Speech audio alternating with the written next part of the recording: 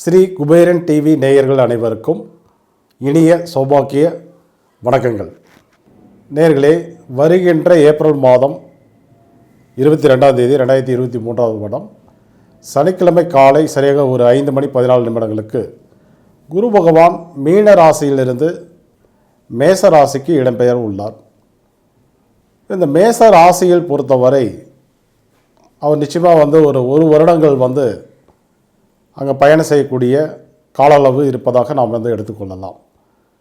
இந்த மேச ராசியை பொறுத்தவரை பார்க்கும்போது அந்த மேச ராசியில் அஸ்வினி நட்சத்திரம், பரணி நட்சத்திரம், கிருத்திகை நட்சத்திரத்தினுடைய 1ஆம் பாதங்கள் அங்கே இருக்குது.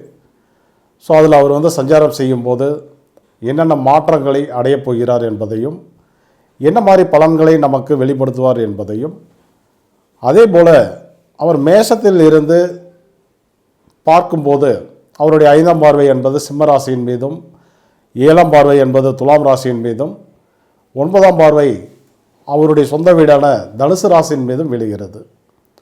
அப்போ அந்த ராசிகள் எல்லாம் என்ன மாதிரி மாற்றங்களை தரப்போகின்றன, அது ஒவ்வொரு ராசிகளுக்கும் என்ன மாதிரி பலன்களை வெளிப்படுத்தப் போகின்றன என நாம் விரிவாக பார்க்கலாம். இந்த ராசியை பொறுத்தவரை இந்த குரு பயிற்சி என்பது மிக முக்கியமான ஒரு குரு பயிற்சியாக இந்த உலகத்தில் உள்ள அனைவருக்கும் ஏற்பட போகிறது என நாம் உறுதியாக சொல்லலாம். என்ன காரணம் அப்படின்னு பார்க்கும்போது, ஏற்கனவே ராகு பகவான் கோச்சாரத்தில் மேச ராசியில் பரணி நட்சத்திரத்தில் இப்போ பயணம் பண்ணிகிட்ருக்காரு. அடுத்தது குரு பகவான் மேச ராசிக்கு வரும்போது ராகு பகவானும் கவனிச்சிங்க அப்படின்னா அஸ்வினி நட்சத்திரத்தில் பயணம் பண்ணிட்டு இருப்பார். இந்த இடத்துல குருவும் ராகுவும் இணைகிறார்கள். இந்த இரண்டு கிரக சேர்க்கையினுடைய இணைவு என்பது ரொம்ப ஒரு முக்கியத்துவம் வாய்ந்தது.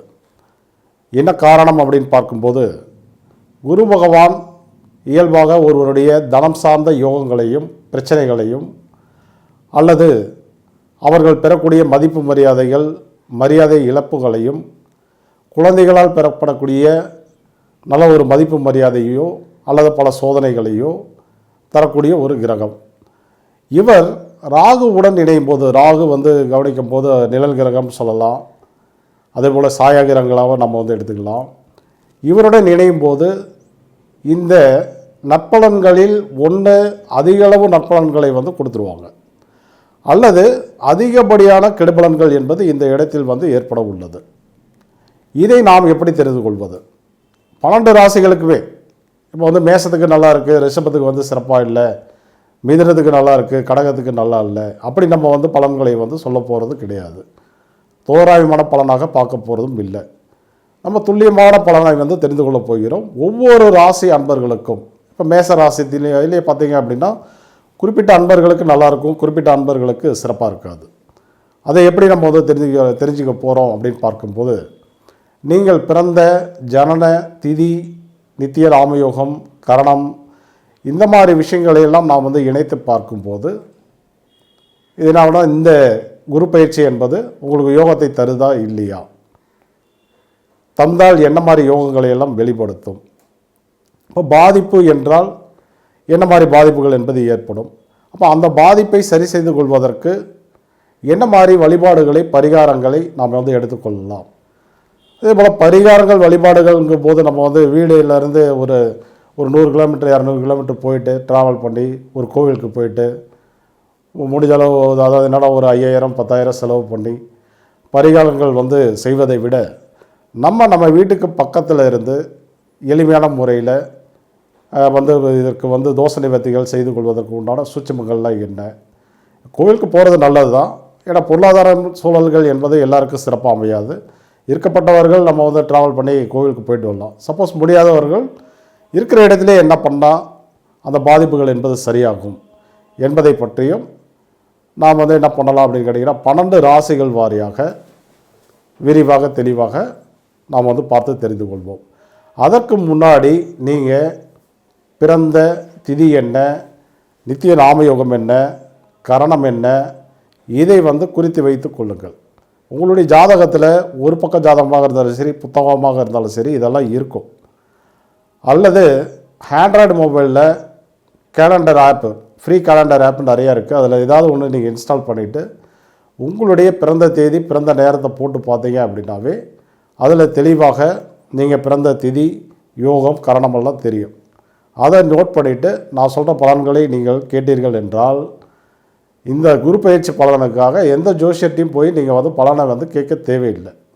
நீங்களே இந்த காணொலியில் பார்த்துட்டு உங்களுக்கு நல்லா இருக்குது, என்னென்ன நன்மைகள் ஏற்படும், என்ன கெடுதல் வந்து ஏற்பட போதோ அதை குறைக்கிறதுக்கு என்ன வழி என்பதை நீங்களே தெளிவாக வந்து தெரிந்து கொள்ளலாம். அதுதான் இந்த நம்ம பலன்களில் வந்து மிக சிறப்பான ஒரு விஷயமாக நம்ம எடுத்துக்கலாம்.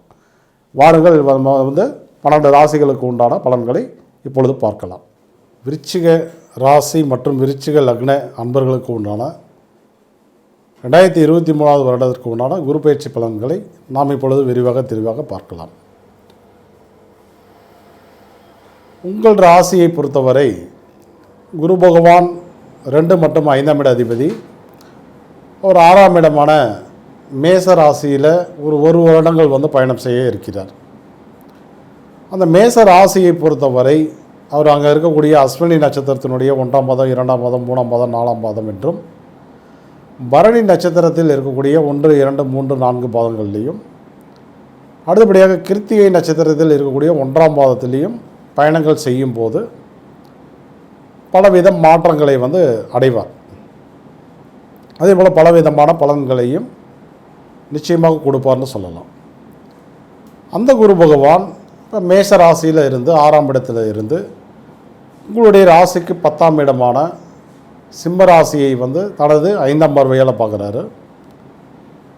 அதே போல் குரு பகவான் தன்னுடைய 7ஆம் பார்வையால் உங்களுடைய ராசிக்கு 12ஆம் இடமான துலாம் ராசியை வந்து பார்க்கிறார். தன்னுடைய 9ஆம் பார்வையால் தனது சொந்த வீடான தனுசு வீட்டை, உங்களுடைய ராசிக்கு 2ஆம் இடமான தனுசு வீட்டை அவர் வந்து பார்க்குறாரு. இப்படி பல விஷயங்கள் வந்து இந்த இடத்துல நடந்தாலும் குறிப்பாக பார்த்தீங்கன்னா குரு பகவான் அஸ்வினி நட்சத்திரத்தில் வரும்போது அங்கு ஏற்கனவே ராகு பகவான் அஸ்வினி நட்சத்திரத்தில் கோச்சாரத்தில் பயணம் செஞ்சுட்டு ஏற்கனவே இருக்கார். இந்த இடத்துல இந்த 2 கிரகங்களுடைய இணைவு என்பது ஏற்படுகிறது. இந்த இணைவு கண்டிப்பாக வந்து பார்த்தீங்க அப்படின்னா ஒன்று பெரிய அளவில் யோக பலனை கொடுக்கும், அல்லது பெரிய அளவில் இழப்பீடுகளை வந்து வழங்கிவிடும். பொதுவாக இந்த மேச ராசியில் சஞ்சரிக்கக்கூடிய குரு பகவான் விருச்சிக ராசியில் பிறந்த அல்லது விருச்சிக லக்னத்தில் பிறந்த சில அன்பர்களுக்கு நல்ல பலனையும் சில அன்பர்களுக்கு கெடுபலனையும் தரப்போகிறது என நம்ம வந்து உறுதியாக சொல்லலாம். அது நீங்கள் பிறந்த திதி, யோகம், கரணம் அதுதான் அந்த பலன்களை வந்து முடிவு பண்ணும். உதாரணத்துக்கு பார்க்கும்போது நீங்கள் பிறந்தது ஆயுஷ்மன் நாமயோகம், துருவம் நாமயோகம், சித்தன் நாமயோகம், இந்த மாதிரி நாமயோகங்களில் பிறந்திருந்தீங்க அப்படின்னா நிச்சயமாக அதிகப்படியான யோக பலன்கள் நடந்தே தீரும். சௌபாக்கியம், வியாகாதம், சாத்திய நாமயோகத்தில் பிறந்திருந்தாலும் யோக பலன்கள் என்பது உண்டு. அடுத்தபடியாக சுகர்மம், சித்தி, பிராமியம் நாமயோகத்தில் பிறந்திருந்தாலும் நற்பலன்கள் என்பது கிடைக்கும். மேலும் சோபனம், ஹர்சனம், சுபம் நாமயோகத்தில் பிறந்தவர்களுக்கு மட்டும் முதல் 7 மாதங்கள் சிறப்பாக இல்லை, கடைசி 3 மாதங்கள் வந்து நல்லாயிருக்கும். சூலம், வரியான், வைத்திருதி நாமயோகங்களில் பிறந்தவர்களுக்கு முதல்ல 7 மாதங்கள் நல்லாயிருக்கும், கடைசி 3 மாதங்கள் வந்து சிறப்பாக அமையாது. இதுதான் நித்திய நாமயோகத்தினுடைய விஷயங்கள். அடுத்தபடியாக கரணம் அப்படின்னு வரும்போது நீங்கள் பிறந்தது பத்தரை கரணம், அதே போல் தைத்துளை கரணம், வணிஷை கரணம், பவகரணம், இந்த மாதிரி அமைப்பில் நீங்கள் பிறந்திருந்தால் நிச்சயமாக இந்த 1 வருட கால குரு பகவானுடைய சஞ்சாரத்தால் அதிகப்படியான நற்பலன்கள் நடந்தே தீரும், நடக்கும், கண்டிப்பாக நடக்கும். சரி, என்ன மாதிரி நற்பலன்கள் உங்களுக்கு கிடைக்கும் அப்படின்ற கோணத்தில் நம்ம வந்து பார்க்கும்போது உங்கள் ராசிக்கு 2ஆம் இட 5ஆம் இட அதிபதி 6ஆம் இடத்துல வந்து பயணம் பண்ணுறாரு. 6ஆம் இடம் என்பது பல வெற்றிகளையும் அதே நேரத்தில் பார்த்தீங்க அப்படின்னாக்க கடனில் இருந்து மீளக்கூடிய ஒரு வாய்ப்புகளையும் நோய் நொடிகளிலிருந்து மீளக்கூடிய ஒரு வாய்ப்புகளையும் அந்த இடம் வந்து உறுதியாக வழங்கும் உங்களுக்கு. இந்த இடத்தை பொறுத்தவரை அது வந்து மேஷம் என்பது செவ்வாயினுடைய வீடாக அமைவதால் நிலம் சார்ந்த பிரச்சனைகள் ஏதாவது இருந்தால் அந்த பிரச்சனைகள்லாம் இருந்த இடம் தெரியாமல் காணாமல் ஓடிடும். ஏன்னா இந்த குரு பகவானுடைய சஞ்சாரம் என்பது இப்போ நம்ம பார்த்த நித்திய நாம யோகம் கரணத்தில் பிறந்தவர்களுக்கு மிக சிறந்த யோகமாக இருக்குது. அப்போ நிலம் சார்ந்த பிரச்சனைகள் எல்லாம் காணாமல் போகும், வழக்குகள் இருந்தால் வெற்றி கிடைக்கும், கடன்கள் இருந்தால் அடைக்கக்கூடிய ஒரு வாய்ப்புகள் என்பது ஏற்படும். அடுத்தபடியாக உங்களை யாராவது வந்து ஏதாவது தேவையில்லாத விஷயங்களுக்கு வந்து ஏதாவது வேறு விஷயங்கள் ஏதாவது மிரட்டல்கள் இருக்குது அப்படின்னாலும் அவர்கள் இனி உங்களிடம் பயன்படக்கூடிய ஒரு சூழல் என்பது மாறிவிடும். அதே போல் இந்த இடத்தை பொறுத்தவரை அடுத்தது வந்து பார்த்திங்க அப்படின்னா அஸ்வினி நட்சத்திரத்தில் அவர் வந்து பயணம் பண்ணும்போது இப்போ இவ்வளோ பலன்கள் பார்த்தோம். அது வந்து செவ்வாயினுடைய வீடு அப்படிங்கிறதுனால நம்ம வந்து பார்த்தோம். அஸ்வினி நட்சத்திரத்தில் வந்து பயணம் பண்ணும்போது ஆன்மீக ஈடுபாடுகள் வந்து அதிகமாகும். நல்ல நுட்பமான அறிவுகள் என்பது சிறக்கும். டெக்னிக்கலாக வந்து ஒவ்வொரு விஷயங்களையும் எப்படி நம்ம வந்து பண்ணுறது அப்படின்ற கோணத்தில் வந்து செய்து அதில் பல வெற்றிகளையும் வந்து அடைவீர்கள்னு நம்ம உறுதியாக சொல்லலாம். அடுத்தபடியாக பரணி நட்சத்திரத்தில் அவர் வந்து பயணம் பண்ணும்போது திருமணம் ஆகாத அன்பர்களுக்கு திருமண வாய்ப்புகள், ஏற்கனவே திருமணம் ஆயிடுச்சு அப்படின்னா துணையுடன் நல்ல ஒரு கம்யூனிகேஷன், நல்ல ஒரு சுகபோகங்கள், அவர்கள் வழி யோகங்கள் இதெல்லாம் நடைமுறைக்கு வரும். பார்ட்னர், தொழில் சார்ந்த வகைகளில் நல்ல ஒரு பார்ட்னர் என்பவர் வந்து அமைவார். அடுத்தபடியே கிருத்திகை நட்சத்திரத்தில் அவர் வந்து பயணம் பண்ணும்போது 10ஆம் இடம் அதிபதி நட்சத்திரம் நிச்சயமாக தொழிலில் ஒரு ஏற்றங்களை வந்து கொடுத்துருவார். வேலை இல்லாதவர்கள் வேலை வாய்ப்பு, ஏற்கனவே வேலை இருக்கா ஒரு ப்ரொமோஷன். ஸோ அதை விட்டு நாங்கள் ஏன் அடுத்தவங்க கை கட்டி நிற்கணும், நாங்கள் சொந்தமாக பண்ணலான்னு இருக்கிறோம், கண்டிப்பாக அந்த வாய்ப்பையும் வந்து வழங்குவோம். இப்போ அந்த கிருத்திகை நட்சத்திரத்தில் போகும்போது இந்த வாய்ப்புகள் எல்லாம் உங்களுக்கு வந்து கிடைக்கும். அந்த குரு பகவான் தன்னுடைய 5ஆம் பார்வையால் உங்களுடைய ராசி லக்னத்துக்கு 10ஆம் இடமான சிம்ம வீட்டை வந்து பார்க்குறாரு. இப்போ இந்த இடத்துல என்ன நடக்கும்னு கேட்டிங்கன்னா அரசு வேலை வாய்ப்புகள் உறுதியாக கிடைக்கும். சிம்ம லக்னம், அதாவது விருச்சிக லக்னம் விருச்சிக ராசி நேயர்களுக்கு அரசு வேலைக்கு ஏதாவது ட்ரை பண்ணிகிட்ருக்கீங்க அப்படின்னா இந்த 1 வருடங்கள் மிக சிறந்த காலகட்டங்கள். கண்டிப்பாக அரசு வேலை வாய்ப்புகள் என்பது உண்டு. தொழிலில் முன்ன பார்த்த மாதிரி மேன்மைகள் எல்லாம் உண்டு. அது கடைசியில் நம்ம பார்த்தோம் உத்திர நட்சத்திரத்தில் போகும்போது கிடைக்கும்னு. இது அதாவது இந்த சிம்ம வீட்டையே வந்து பார்க்குறதுனால ஆரம்ப காலகட்டத்திலேருந்தே கிடைக்கும், நீங்கள் எடுத்துக்கோங்க. அடுத்தபடியாக உங்களுடைய ராசிக்கு 12ஆம் இடமான துலாம் ராசியை வந்து பார்க்குறாரு. நல்ல அயன சயன போக சுகங்கள், வெளிநாடு செல்லக்கூடிய வாய்ப்புகள், சுப விரயங்கள், தேவையில்லாத விரயங்கள் என்பது ஏற்படாது. அடுத்தபடியாக உங்களுடைய ராசிக்கு 2ஆம் இடமான தனுசு வீட்டை குரு பகவான் தன்னுடைய சொந்த வீட்டை 9வது பார்வையால் வந்து பார்க்குறாரு. இப்போ இந்த இடத்தை பொறுத்தவரை 2ஆம் இடம் வந்து பலம் பெறும்போது படிக்கிற மாணவர்களாக இருந்தால் கல்வியில் வந்து சிறந்து விளங்குவார்கள். அனைத்து கல்விகளுமே 2ஆம் பாவமே. இந்த அடிப்படை கல்வி 2ஆம் பாவம், அடுத்தது வந்து பார்த்தீங்க அப்படின்னா நடுநிலை கல்வியை வந்து 4ஆம் பாவம், உயர்கல்வியை வந்து 11ஆம் பாவம், அப்படிலாம் வந்து பிரிக்க தேவையில்லை. எந்த கல்வியாக இருந்தாலும் எந்த வயதில் நீங்கள் வந்து படித்தீங்க அப்படின்னாலும் அது 2ஆம் பாவத்தை வந்து சார்ந்து நிற்கும். அப்போ கல்வியில் வந்து சிறந்து விளங்கக்கூடிய ஒரு வாய்ப்புகள் என்பது உருவாகும். நல்ல மதிப்பெண்களை வந்து எடுப்பாங்க, நல்ல குருமார்கள் வந்து அமைவாங்க, கட்டணங்கள் வந்து குறைவாக வந்து கட்டக்கூடிய ஒரு மார்க் ஆட்டோமேட்டிக்காக அதிகமாக வந்தாவே கட்டணம் வந்து குறைந்து விடும்.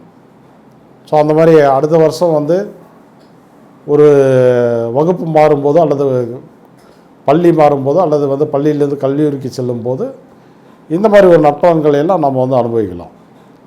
வாக்கு பலம் வந்து கூடுன்னு சொல்லலாம்.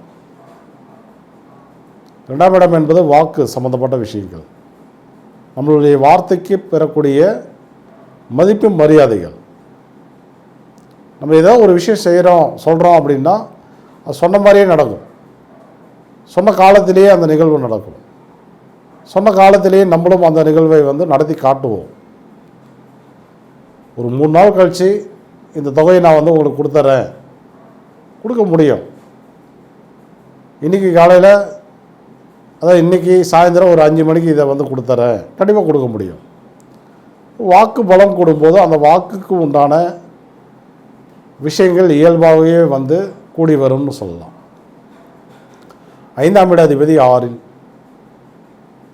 குழந்தைகள் வழி யோகம், பூர்வீக சொத்து வழி யோகம், குலதெய்வ அனுகிரகத்தால் கடனில் இருந்து மீள்வது, வழக்குகள் வந்து தீர்வது, இப்படி நம்ம வந்து நிறைய விஷயங்களை எடுத்துக்கலாம். நம்ம இதுக்காக நீங்கள் வந்து எந்த வழிபாடும் பண்ண தேவையில்லை. இயல்பாகவே தானாகவே எல்லாமே நடக்கும். ஆனால் வழிபாடுகள் செய்யும்போது இந்த நன்மைகள் வந்து பல மடங்கு வந்து உங்களுக்கு உயரும். பல மடங்கு உயருது அப்படின்னா அந்த மாதிரி ஒரு சந்தர்ப்ப சூழ்நிலைகளை நாம் வந்து சரியாக தான் பயன்படுத்திக்க வேண்டும். அப்போ என்ன பயன்படுத்தலாம், என்ன மாதிரி விஷயங்களை, நுட்பங்களை இந்த இடத்துல பயன்படுத்தலாம் அப்படின்னு பார்க்கும்போது, அஸ்வினி நட்சத்திரத்திற்கு உண்டான அதிதேவதை வந்து அஸ்வினி சகோதரர்கள். இவர்களுக்கு உண்டான ஆலயமாக கொல்லிமலையில் இருக்கக்கூடிய அரப்பளீஸ்வரர் ஆலயம் வந்து கருதப்படுகிறது. அப்போ அந்த ஆலயத்துக்கு சென்று வழிபாடு செய்வதன் மூலமாக அந்த யோகத்தை வந்து நீங்கள் அதிகப்படுத்திக்கலாம். அதே போல் இந்த அஸ்வினி நட்சத்திரத்துக்கு உண்டான தல விருட்சம் வந்து எட்டி மரம். இப்போ நீங்கள் கொல்லிமலை போனீங்கன்னா அந்த மரத்தை நீங்கள் வந்து பார்க்கலாம், எட்டி மரத்தை வந்து பார்க்கலாம். மறக்காமல் அந்த மரத்தை வந்து வழிபாடு பண்ணிட்டு வாங்க. அப்படியே வெளியில் கடைகள் நிறையா இருக்கும், அங்கே வந்து எட்டி மரத்தினுடைய பட்டை வேறு அந்த மாதிரி விஷயங்கள் கேட்டிங்கனாலும் அங்கே கிடைக்கும். அதை வாங்கிட்டு வந்து உங்களுடைய பூஜை அறைகளில் வைத்து கொள்வது, மணி பர்ஸில் வந்து வைப்பது, தாயத்தில் அடைவு பண்ணி நீங்கள் இடுப்புலையோ கையிலையோ வந்து அணிந்து கொள்வது, அதன் மூலமாகவும் அந்த யோகத்தை வந்து நீங்கள் அதிகப்படுத்திக்கலாம். இது முதல்ல அஸ்வினியில் குரு பகவான் செல்லக்கூடிய கால நேரங்களுக்கு இந்த மாதிரி விஷயங்களை பயன்படுத்திக்குவோங்க.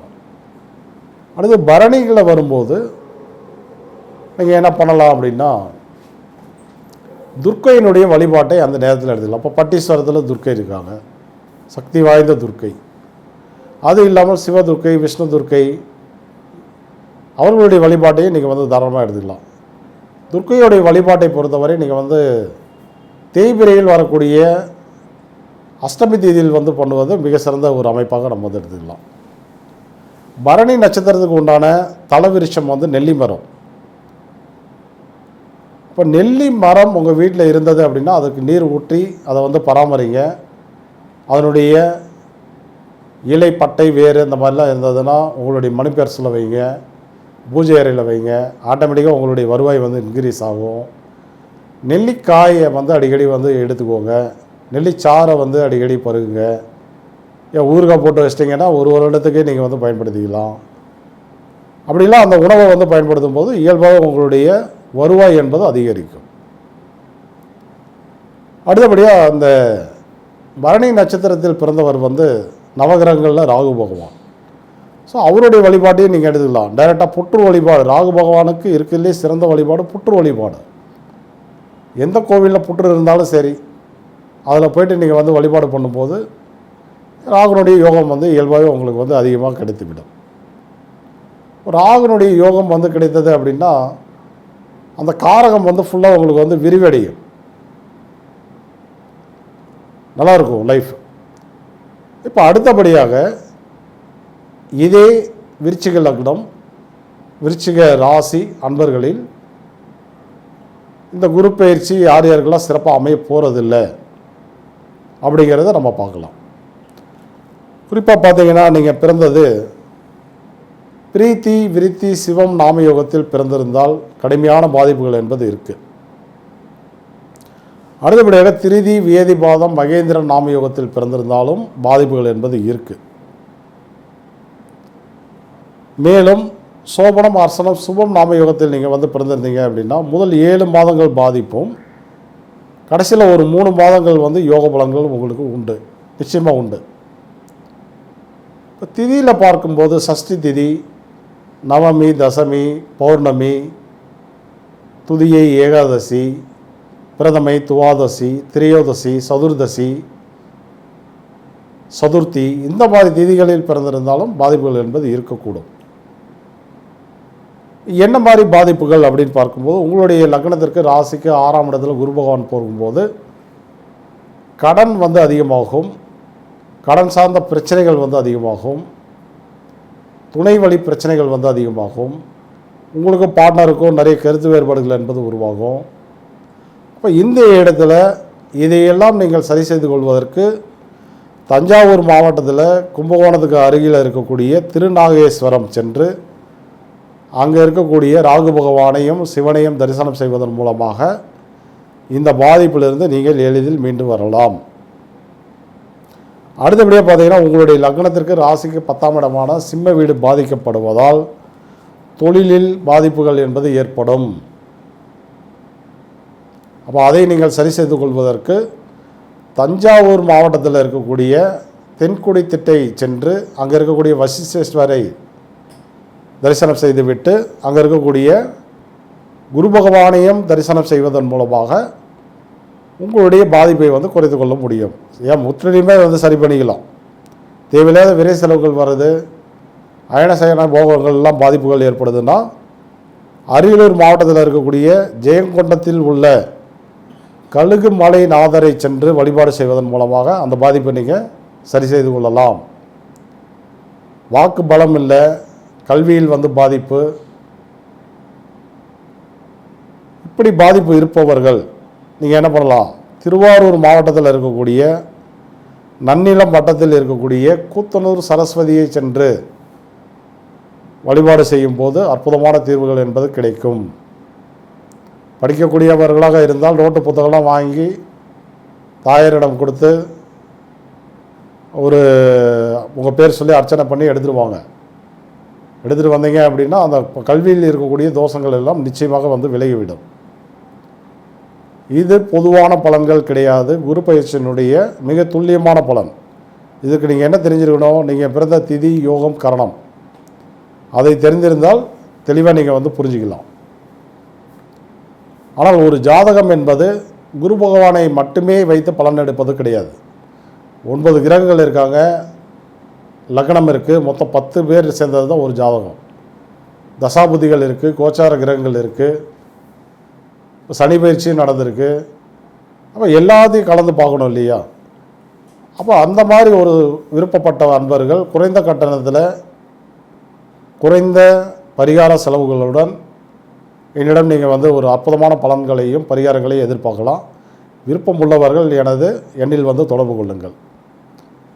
நம்ம பேசின நிறைய தகவல்களை நீங்கள் நான் மட்டும் பயன்படுத்தினா போதாது, எல்லாரும் வந்து பயன்படுத்தணும். அதற்காக நட்புகள், உற்றார் உறவுகள், தெரிந்தவர்கள் அனைவருக்கும் இந்த தகவல்களை வந்து பகிருங்கள். இந்த வீடியோ வந்து ஷேர் பண்ணுங்கள் என அன்புடன் கேட்டுக்கொண்டு, நீங்கள் இதுவரை எனக்கு கொடுத்து வந்த ஆதரவுகளுக்கு மனமார்ந்த நன்றிகளை தெரிவித்துக்கொண்டு விடைபெறுகிறேன். நன்றி, வணக்கம்.